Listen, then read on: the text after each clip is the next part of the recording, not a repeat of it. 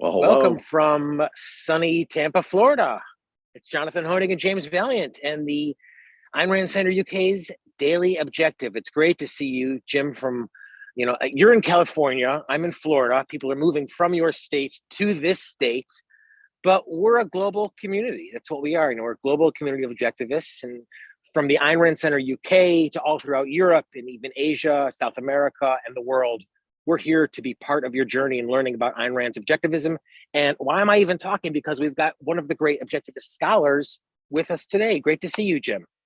Oh, great to see you. As always, we have one of the great experts on it in the economy and investment here as well, Mr. Jonathan Well, Hoenig of Fox Business, whose well, thank you. commentary I never miss.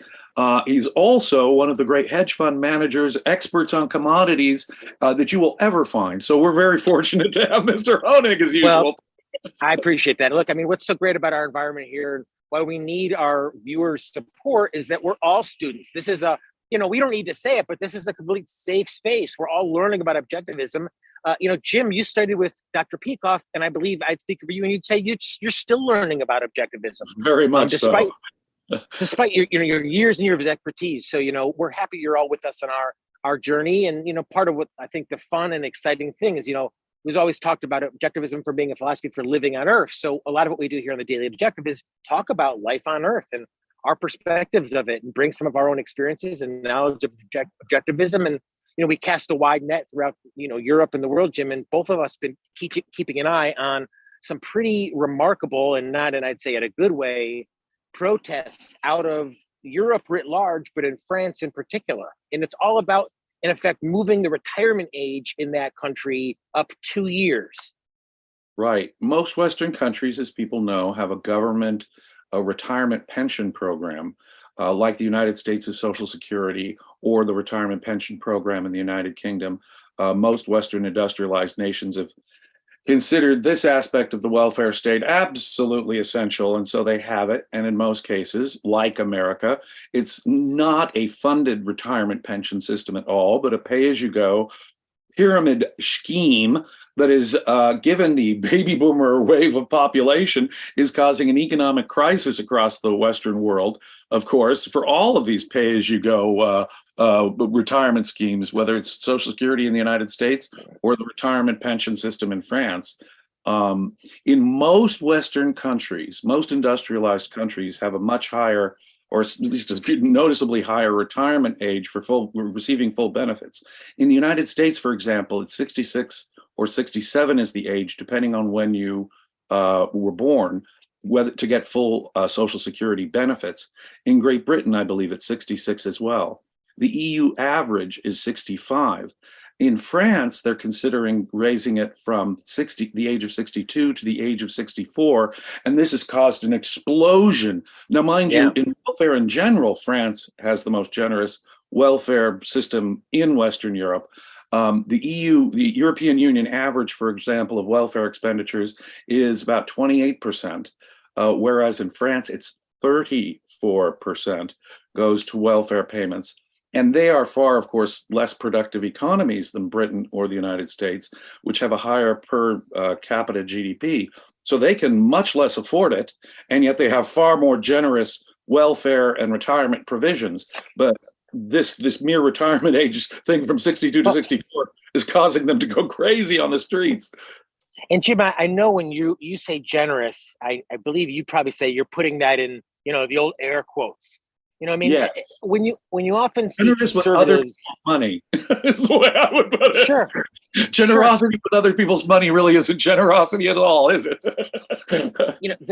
there are so few. The existence of the welfare state, as you know, some Social Security, some government funded quote retirement pension system that we know isn't a retirement pension system. It's a promise to rob you and then rob someone in the future. But there is no ownership there. You have no assets in your name. You have no bar of gold in your safety deposit box. So I go back and forth. I have empathy for these people, but I also think, well, isn't that to some extent what you expect? Because there is no property right. It always comes to violence in the streets. At the end of the day, how else can you resolve issues? In something like this, of how long should you work? Do you own anything? Because there is no property rights, it's up to the biggest mob, and we're seeing the biggest mobs, millions of people in the streets in Paris. Well, exactly. See, when I had a regular job, for 18 years as a prosecutor, and I got a regular paycheck, I knew from the outset I couldn't rely on Social Security. That's insane. I started saving for my own retirement. I've used the deferred income programs. I put money into a funded pension, which I knew could actually have a good chance of making my retirement secure at some point.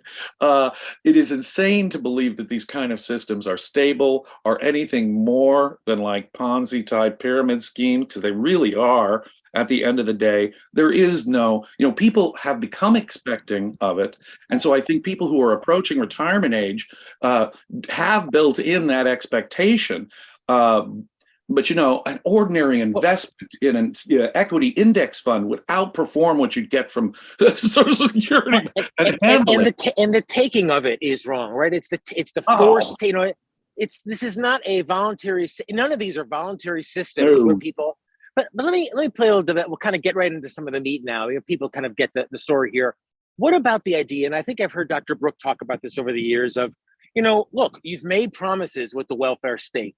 All of these governments have. They were wrong, but the idea of setting a plan, look, it took 30, 40, 50 years to put it in place, setting a plan in place to phase it out. So you say, all right, well, for the next 10 years, there's going to be nothing. But, right. New entrants, so you start to plan to phase it out. Was that part of Macron's problem here? Was that he said, all right, we're just making this cut. Let's do it right now? Well, yeah. Or I'm sorry, but was it that he hadn't sold people on the very idea? Ideas move the world. Oh, they're not. By no means had he sold people on the concept. He tried this back in 2019. There was hue and cry and upset, and he faced a no confidence vote back then, and they pulled back the plans then to do it immediately. Macron has won a second presidential term, probably his last, so he's kind of a lame duck. Now, the French Constitution, there's an article in it, 49.3 of the French Constitution, that permits the French executive to bypass the Assemblée Nationale. In other words, the lower house of the assembly doesn't even need to vote on this to approve it. It can change a fundamental thing like this unilaterally. He has invoked this several times. He's already survived no confidence votes. But if you survive the no confidence vote, the executive can ram this through without the approval of the legislature. So bypassing a parliamentary vote here has been part of the thing. People feel sort of shut out of the process, out of the democratic process in France, and that's been part of it. Nor has he intellectually prepared people for this, nor has he, sort of said, hey, wait, I'm going to phase this in slowly over time. And, younger people are just going to have to make new arrangements and stuff. No. We have young people protesting. We have environmentalist groups protesting, people from across. Get this. 800,000 people in one single protest. And there've been literally hundreds of protests across France that involve millions and millions of people. There have been, in just one alone, 450 to 500 arrests already from the French government. They're using gasoline bombs. They're using fireworks. They're setting a city hall on fire. Exactly. I mean, thank you for making the distinction. I mean, the term protest is thrown around far too generously these days. I think protest implies, it's like when they started to say that Obamacare is a marketplace. Marketplace implies a free market. So protest to me implies nonviolent. A violent protest is just violence. It's just a protest. Yeah. So you throw a gasoline bomb and you throw rocks at innocent businesses and the cops and stuff. You set fires to government buildings. It almost reminds me a little bit. People always ask famous objectivists, you, Dr. Brook, Dr. Peikoff, well, what if you were just made president and you could just pass all these objectivist laws? But isn't that kind of what, even if you'd say, well, Macron's trying to, quote, do a good thing, you can't force people something that they don't believe in, their morality says is wrong. The French and so many other Americans, even if you look at Donald Trump's timeline recently, believe that the entitlement state is good, that the welfare state is a positive thing, and if you're against that, then that's what's immoral. This is a great case study of exactly what you were saying and what objectivists have said for a long time. Even if we could wave some magic wand and change the government into one that is friendly to us or would be the ideal objectivist government or something, how long would it last? About 2 nanoseconds later, everyone would scream and then Congress would pass it and people would rise up and, take it out until people understand.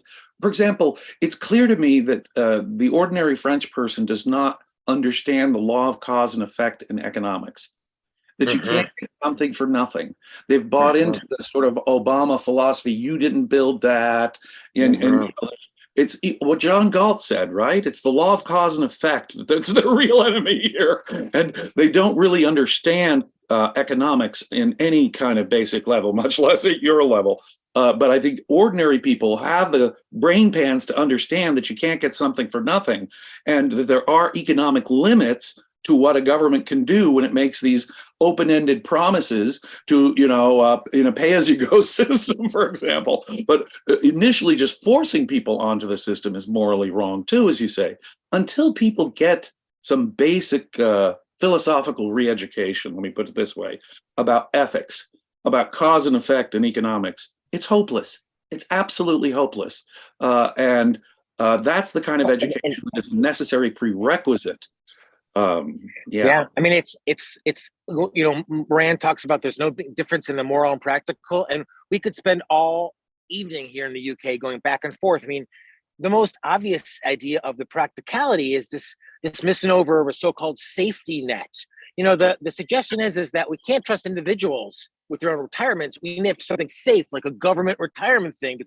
But there is no how safe really is it, Jim? When they can change it at any time, there's nothing you own. There's and at this point, let's get to so many great super chatters because they're supporting us and we thank them. Robert Nasser says, "Who'd give money voluntarily just to support it? I mean, come on, no one gives away their hard-earned money just to support things they want, approve, and like." Of course, hint, hint. Tom mentions that I heard by 1960, the U.S. bureaucracy knew that Social Security would eventually be no longer self-funding. I mean, wouldn't you know that day one, Jim? I mean, wouldn't you know? Right, because it is immoral. There were a couple of economists even back in the 30s who said that this is but even then when the benefits were so limited and so connected, we don't have all these Christmas tree of Social Security supplemental income and supplemental benefits that have added, making no causal relationship to what you put in, to what you expect to get out. But even then there were people complaining. But in the 60s, they were aware of it. By the 1980s, we had to have the Greenspan Commission to do fixes, and there've been fixes upon fixes upon fixes because this thing but no fundamental fixes. That's the point. They keep fixing the welfare state, but they're not fixing the ideology that created the welfare. Right. It must be a cosmetic and therefore temporary solution every time. And I don't know, my guess is that there's zero appetite in France, but in the US, I think Jim and I can both report that there is zero interest in eliminating or reforming the welfare state at all. In fact, the leading contender for the Republican nomination now is talking about the importance of preserving Medicare, preserving Medicaid, preserving all the Social Security entitlement programs, keep funding them open. So, this is what's, I think, so sobering for us, Jim. Rand's famous line about, "It's earlier than we think." Right. About 20 years ago, George H.W. Bush, shortly after when he got elected in 2000, one of his alleged campaign promises was to start reforming Social Security and converting it over on a volunteer basis to a partial volunteer system. He was a monster. He was just for suggesting that. And of course, he completely, put that on the back burner. On it. And bailed on it completely. Moral and social and religious issues became far more important to him, and that idea went out the window. Ever since then, no one in America has even touched the idea of any kind of attempt to get it onto a voluntary or some kind of a phase-out system like that. No one has even suggested it. when it seemed to me Well, that was such a vital issue then, and the Republicans had no understanding of it, and that's the last anyone ever heard of it. And now you've got Trump saying, I want more. We have to give medical services to everybody. We're the ones who will protect Social Security, not those Democrats. So, yeah. Well, in Tom's point, and Miss Rand always talks about it, and morality drives ethics. I think I'm correct in saying that. So, yes. I remember reading when I was researching the minimum wage that they knew when they passed the minimum wage that it destroyed jobs. They knew it in the 30s. It was knowledge but they did it because the morality is altruistic and says, well, we can't just have someone working for this low, so we have to do something. So, it's morality that drives us. It's not economics. As Dr. Burke always says, if people wanted to, create wealth, they would all be free market laissez-faire capitalists. I don't think you should be trusted with your own dietary decisions. They will have more to do with your life expectancy, Jonathan. They will have more to do with your quality of life. I think that the government needs to make your diet decisions, to tell you what you need to eat, how much you need to exercise. Well, by the way, can we really trust you driving your own personal vehicle down a highway in America? My God, there's all these other people going 60, 70 miles an hour, and they're right next to you, just a couple of feet away. If you think about it for a second, if I can't take care of my own retirement, if I can't take care of my own health care, then what are they treating me like? They're treating me like a child. They should take away from me my ability to make fashion choices if I'm that incompetent. Well, what was the whole idea? I mean, you've studied the history much more than I have. Wasn't the whole idea in Soviet Russia that bread is too important to leave it to something as fallible as the free market? We need government to take care of things that are really important because we can't leave that to greedy capitalists. The logic is exactly, of course, the opposite. If you want lots of bread, quality bread, a variety of choices in bread, then what you want is a free market in agriculture and food distribution. And retirement, right? Of course. Of course. And the same goes true with everything else. All these other values. If you want better retirement security, get the government out of it. If you want better education, get the government out of it. If you want better healthcare, get the government out of it. Each time they say something is important, boy, we got to have healthcare. Boy, we got to have education. That's what has caused the ridiculous superinflation in those that has priced the middle class out of those markets. The more they think it's important, the more they destroy the area, that whole field. And retirement insurance and pensions has been totally corrupted in the industrialized world through this mandatory Social Security type systems that they have. No question about it. And I want to thank Tom, who is gifted very generously an Ayn Rand Center UK membership. Want to thank Equal to Reality, also very generously has gifted an Ayn Rand Center UK membership. And Bonnie, who is a regular Super Chatter, member of our philosophy posse, joining us for the discussion today. Interesting discussion, and there's so much to make of it, James. And it comes down to so many of those fundamental principles. Talk to a conservative, even the best conservative, they'll say, well, it's a good idea, but we just can't afford it. People are living too long. We all need to make some sacrifices for the greater good. So that underlying philosophy is just the same. And people want radical. Objectivism is the only radical alternative to this morass of collectivism, which is everywhere. And it's why I think this continued study. What would you recommend for Miss Rand in terms of learning about a bit more like of the immorality of the welfare state? Is that capitalism the unknown ideal? Where's a good place to start? A good place. Well, Atlas Shrugged really is what hit me over, the novel Atlas Shrugged, because it shows ordinary workers, it shows business people at the highest level, so that whole range of the impact of socialism on society and why. It's an assault on the creative mind. It puts a gun to the heads of the most productive minds in your society. It is bad for everybody, and you can see the relationship between the mind and progress, between freedom and the liberation of the mind and progress in a very concrete, fictionalized, true, but a concrete, visualized way. But of course, virtue of selfishness is the philosophical background, but capitalism, the unknown ideal. And the new Ayn Rand's book, The New Left, which was reprinted as Return of the Primitive, edited by Peter Schwartz. I would, and I actually would send people to more recent stuff that's been done by Yaron Brook and Don Watkins and stuff. There's all kinds of good literature and material out there about this about the suicidal nature of the welfare state, about the immoral nature of the welfare state. And that's really what it comes down to. I'll throw Don Watkins had a book kind of more oriented, I think, towards younger people a couple of years ago called The Debt Dilemma, I believe, which is excellent kind of for younger readers. And Peter Schwartz had a book about selfishness out in the last couple of years. So these are great resources to kind of introduce people. And, I'll just say, Jim, in the few moments we have left, what I find so frustrating is, as you said, people don't see the money that's been taken from them year after year after year of the welfare state. So it's, to Robert's point, it's not that if we say, well, I'll take 10% of my income and send it and hope they'll get it. So they don't see it.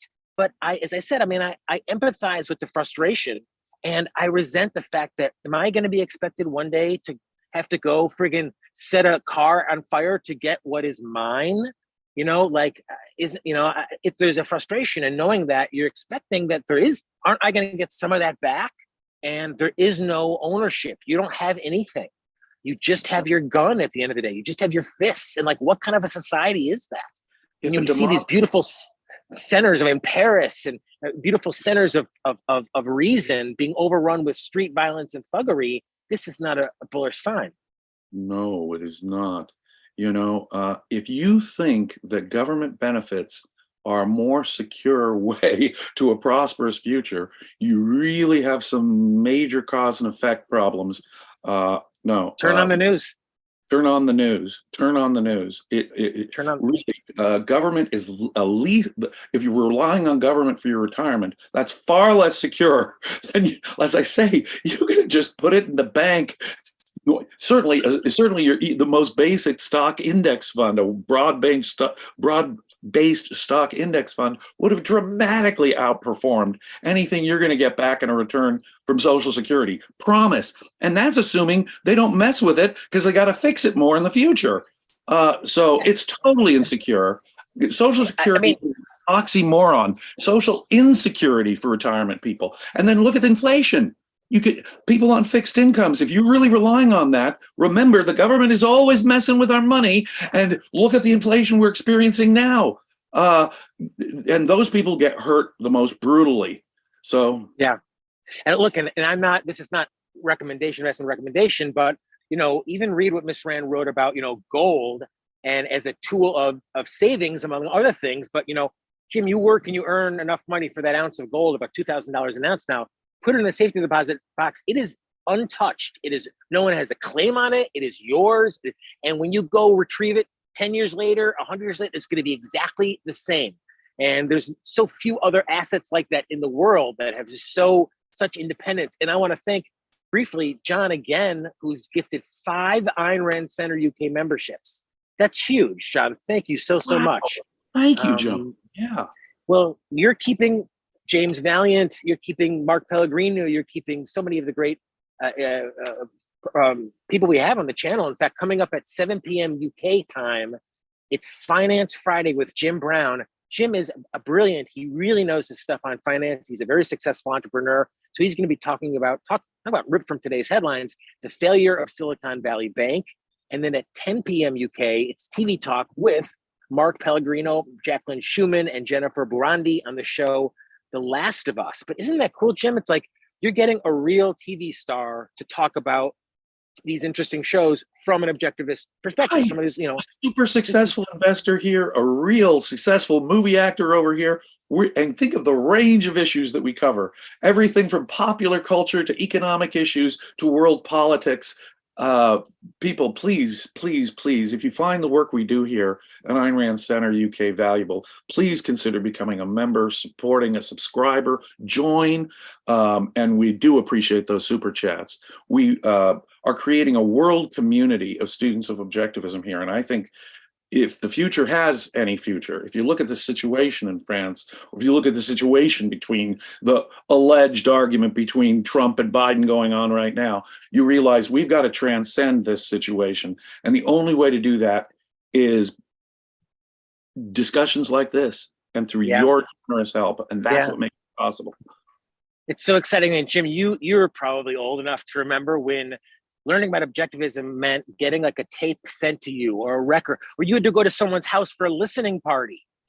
And, you know, I and do. I do. the Ayn Rand Center UK, thanks to Jim. You know, Jim is a true expert in this, in objectivism, and you know, other people associated. We have this daily broadcast for you. So, as Jim said, thank you for making us part of your mix and supporting us, becoming a member. We really needed to keep this going. So, thank you for the discussion today, Jim. I always learn so much, and would certainly recommend both your books that are pictured there and all your work. So, follow you on social, and I hope to see you again here on the channel as well. Thank you, my friend. See you next time. All right. Best premises to all have a safe and peaceful weekend, and we'll see you back Monday for more of the Daily Objective. Best premises. Be well.